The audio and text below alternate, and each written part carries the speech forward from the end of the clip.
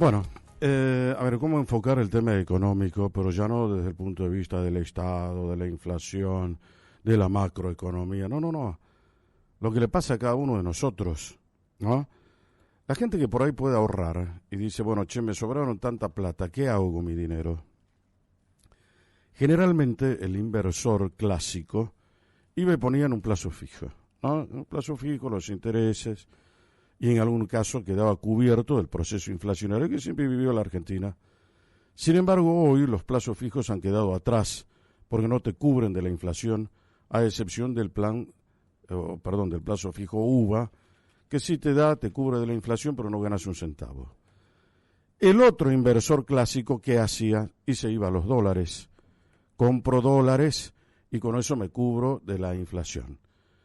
Y el otro, bueno, sí, que era un poco más sofisticado, invertía en acciones, por ahí se metía a jugar un poco en la bolsa, algún otro era un poco más sofisticado y compraba letras del tesoro, esto y el otro. Sin embargo, pareciera ser que hoy ninguna de esas inversiones es buena. Si no, habría que volver al ladrillo. ¿Cómo? Sí. Pareciera ser que el verdadero refugio hoy es el ladrillo.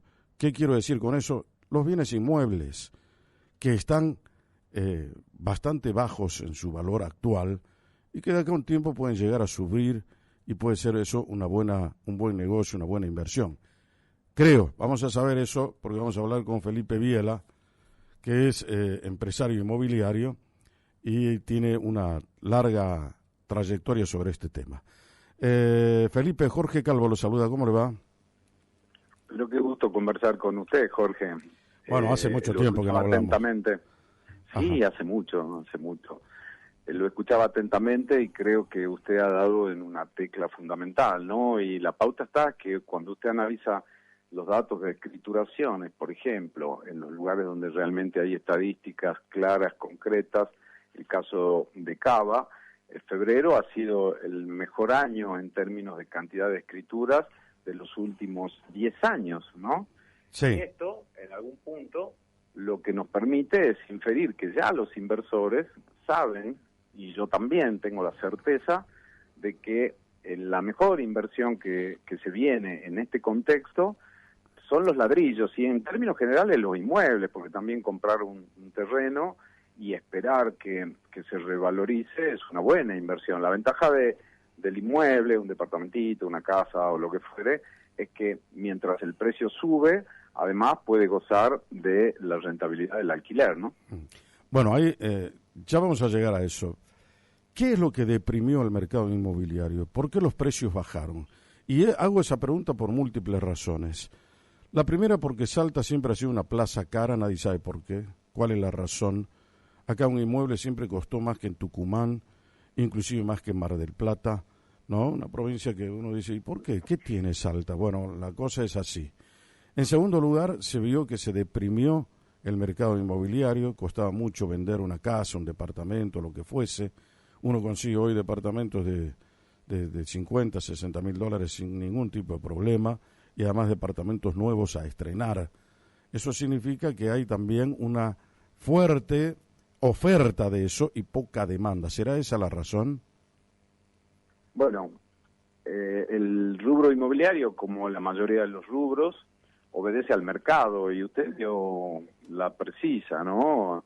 La oferta, si bien no se mantuvo sostenida o fue creciendo de manera gigante, pero siempre en algún punto se ha construido y lamentablemente del lado de la demanda, la situación económica y la falta de créditos hipotecarios y de oportunidades, incluyendo la bajísima rentabilidad que tenían las locaciones a partir de las muy malas leyes que hicieron nuestros diputados, que lo único que hacían era tergiversar las condiciones del mercado, han hecho que se deprima y de hecho también pensemos que al disminuir la demanda los precios bajan, ¿no? Sí.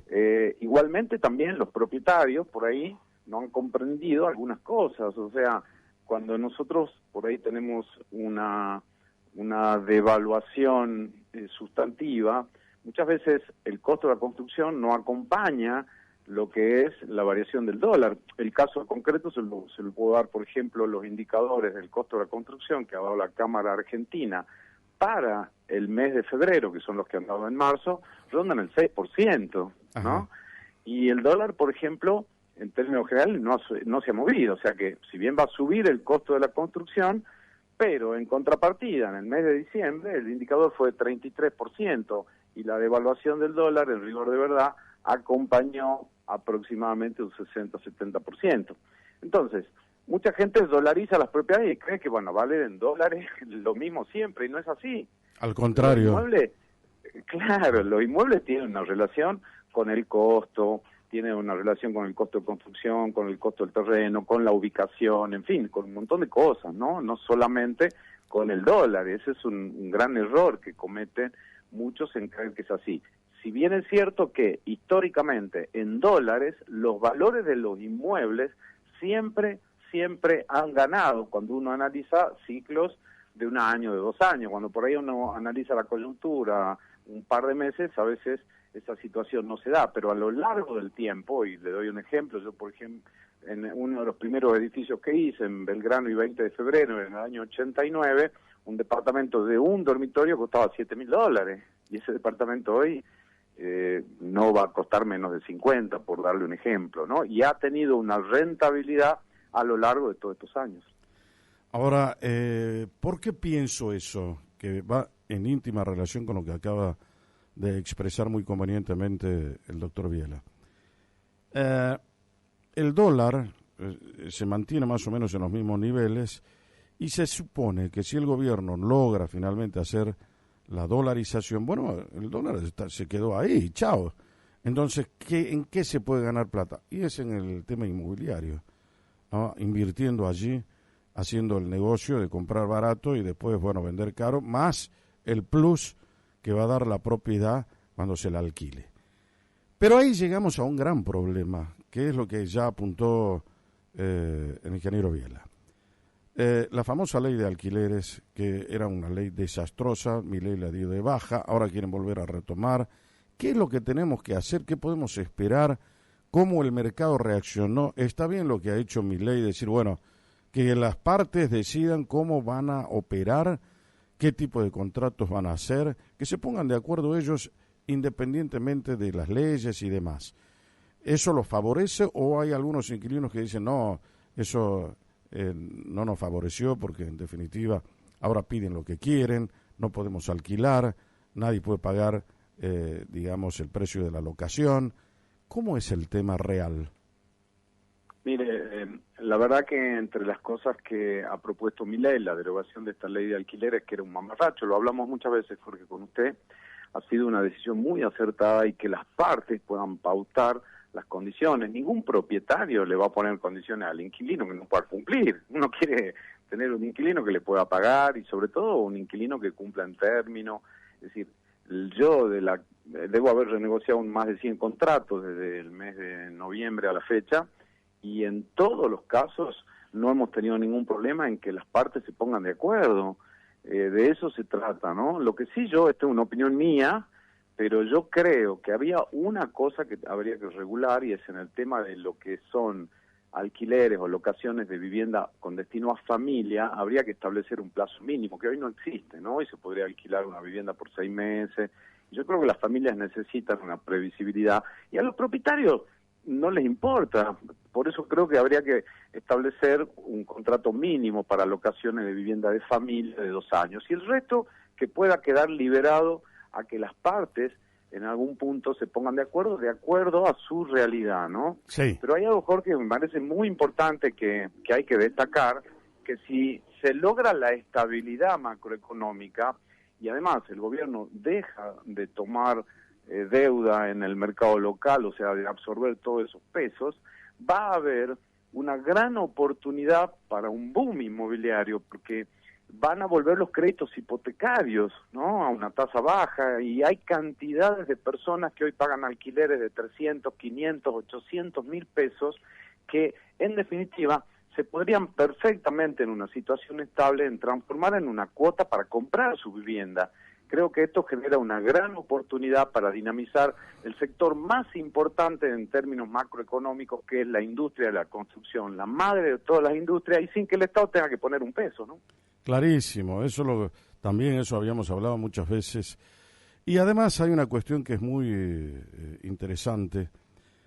A través de eso no solamente se puede dinamizar la economía, pero cuando empieza a funcionar el tema de la construcción, da trabajo, no solamente en forma directa, sino indirecta por un montón de personas que se terminan beneficiando con eso, sino que además también los precios pueden bajar o por lo menos mantenerse, porque al haber oferta hay un punto de equilibrio en el mercado, entre la oferta y la demanda. De esa manera se opera sin especulaciones y sin que uno se lleve la ganancia y el otro la pierda. O sea, me refiero que no hay perjuicio, sino que hay ganancia de ambas partes, ¿no?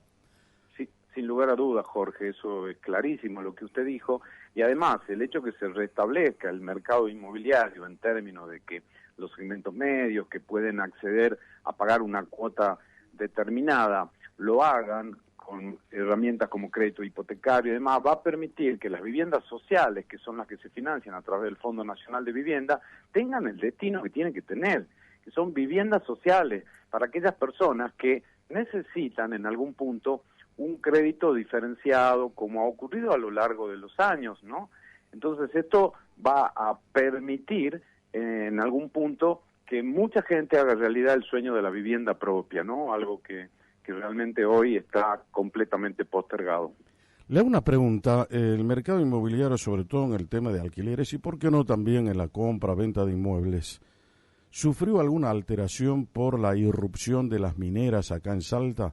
Pues ahora pareciera ser que la locura le agarró a la gente por alquilar todas las mineras, ¿no? Tengo una casa, no la quiero alquilar, mira, quiero vender a la minera. ¿Eso alteró el mercado, lo encareció al mercado con relación a lo que puede pagar cualquier otra persona normal? Cuando desembarcaron las mineras ya hace unos años y empezaron a buscar viviendas para alquilar para los ejecutivos, obviamente tenían otra realidad a la que tienen los salteños, ¿no? Entonces llegaron a pagar alquileres de $1.000, $1.500, $2.000 para un ejecutivo, que en cualquier lugar del mundo, en otro lugar, son alquileres realmente relativamente bajos, pero acá para nosotros son impagables. Entonces esto genera una fantasía, la fantasía que si les alquilamos a las mineras, vamos a poder hacer contratos archimillonarios, y esto no es así. Yo, mire, le he alquilado, entre los contratos que le contaba que renegociamos e hicimos, 2 contratos a 2 mineras, y la verdad es que pagan los valores acorde a lo que corresponde, porque ya se han ayornado, ¿no? Los primeros que han llegado por ahí han generado esta situación, pero usted va a ver cantidades de casas importantes que están realmente o vacías o dispuestas a la venta o que no consiguen alquiler, porque nadie en Salta está en condiciones de pagar los valores que han pagado esas primeras mineras. Piense, Jorge, usted que un alquiler de $1.500 implica que hay que tener un ingreso por lo menos 3 veces más, o sea, más o menos 4,5 millones, y piense que el 99,99% de las familias salteñas no tienen ese ingreso, entonces hay que ser coherente, ¿no? ¿Cuánto cuesta alquilar hoy un departamento de un ambiente con un dormitorio, una cosa así? Bueno, puede rondar, depende de la ubicación, entre los 150 y 250 mil pesos. Pero yo le cuento algo que no se ha visto en mucho tiempo. Nosotros hoy, por ejemplo, tenemos 2 unidades de esas características disponibles, ¿no? Y la verdad es que en la medida que pase el tiempo, se va a generar condiciones para que haya más oferta, y esto va a permitir no solamente estabilizar los precios, sino también que los inquilinos que realmente cumplan y que tengan un historial adecuado, puedan negociar con mayor fortaleza montones de cosas. Y le digo que están en valores muy, muy por debajo de lo que es la media nacional. Realmente esa es la situación que se está viviendo, y nosotros lo preveíamos al principio, cuando se derogó la ley, era todo medio un caos, pero en la medida que fue transcurriendo el tiempo y la gente primero apuesta a la estabilidad, ¿no? O sea, por un lado hubo un incremento muy grande en los valores, pero relacionados con que subió la inflación, no relacionado con que los propietarios se enloquecieron. Claro. Lo que tenemos que esperar también es que los ingresos vayan acompañando esta tremenda inflación que hubo, hasta el momento no lo han logrado, pero yo tengo la confianza que los próximos meses eso va a ocurrir y se va a encontrar un equilibrio. Porque respecto de estas unidades, hay mucha gente que compra para tener una inversión y además dice, no, prefiero alquilarlo al turismo. Y también provoca eso una distorsión en el mercado, porque una cosa es el turismo y otra cosa es la gente que lo va a alocar para poder vivir, ¿no? Claro, Jorge, pero eso usted sabe por qué ocurrió principalmente en Salta. Ocurrió porque la gente no quería contrato de largo plazo porque veía el mamarracho que era la ley de estas de alquileres, claro, que generaban alquileres ridículos. Mire, yo en noviembre, por ejemplo, me encontré con un contrato que de un piso de 3 dormitorios, suite, dependencia de servicio, cochera, en pleno centro y demás. Estaba pagando 60.000 pesos, Jorge.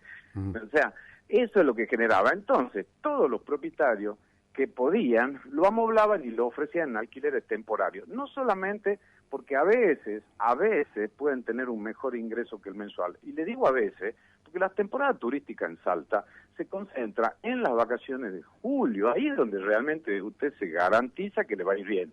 En la Semana del Milagro, en Semana Santa, pero el resto del tiempo muchas veces lo tiene vacío, tiene que pagar la despensa, la luz, el agua, claro, etcétera, ¿no?